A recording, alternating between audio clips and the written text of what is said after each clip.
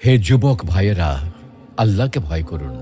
ওই ভয়াবহ দিবসের কথা স্মরণ করুন, যেদিন আপনার জীবনে সব সুখ ও আনন্দ বিলাসকে ধূলিসাৎ করে দেবে।